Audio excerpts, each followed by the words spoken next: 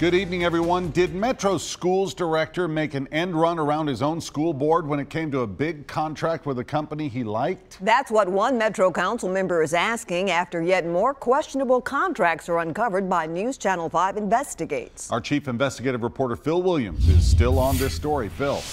Well, yesterday we first revealed the millions of dollars of your money that Metro Schools spent without following proper purchasing procedures during Dr. Sean Joseph's tenure. Now what we've uncovered raises even more questions.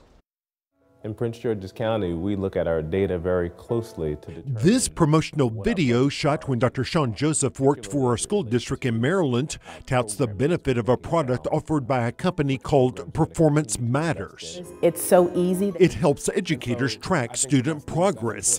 The company also offers a second product to help track professional development training for teachers. Thinking strategically about how we utilize resources more effectively because we don't have a dollar to waste. So when Joseph got hired as Metro's director of schools, he convinced school board members to approve 2 contracts with the company without looking at any potential competitors. Holy Jiminy. We showed Metro Council member Steve Glover what we uncovered, how the board approved contracts for one amount, but Joseph's team gave the company contracts worth a lot more. For the professional development contract, the board approved a 2-year contract with Performance Matters for $530,000, but Joseph's team made it a 3-year contract for $845,000. For the student assessment contract, the board approved $594,000, but the company got a $1 million contract. They approved $594,000, but yet in the contract, you're allowed to spend $1 million. That's what's wrong with it. Joseph's office has given conflicting information about what happened, and attempts to clarify those answers have not been successful. Altogether, the board approved language that said the 2 contracts would not exceed $1.1 million, but the contracts came out to more than $1.8 million. The director does not employ the board. The board employs the director. And so for the director to be blatant and treat the board with this amount of disrespect, quite frankly, is unacceptable.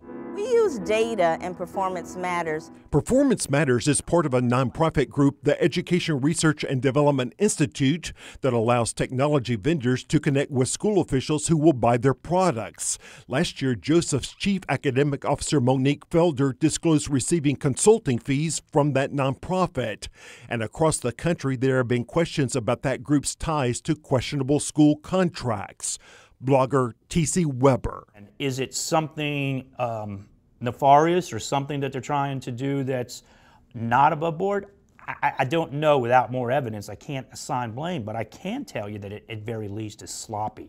I'm almost done. We also uncovered questions about contracts for so-called credit recovery to help students make up courses they have failed. In August 2017, the school board approved a 5-year contract with one company that documents show was supposedly based on this request for proposals bidding process. Schools had 2 platforms they were using. A+ was one, and the other one was Ingenuity. A month later, the board was asked to approve a contract to give all that business to another company for a lot more money, saying it wasn't happy with the service it was getting. That second company, Ingenuity, has been linked to scandal involving Alabama's former Speaker of the House. Glover questions how one company could win a bidding process one month, then lose it the next month. Why even go through an RFP? It's stupid. But apparently, they don't have a problem just spending money anytime they want to spend money at the administration over there. We don't have that money. Metro Schools insists all the contracts were on the up and up, and that in the case of Performance Matters, it just piggybacked on contracts awarded by other school districts. As for questions about how one company could win a contract then lose it a month later, the district's public information officer told me today that she was just too busy to answer that question. Our investigation continues next week. Back to you.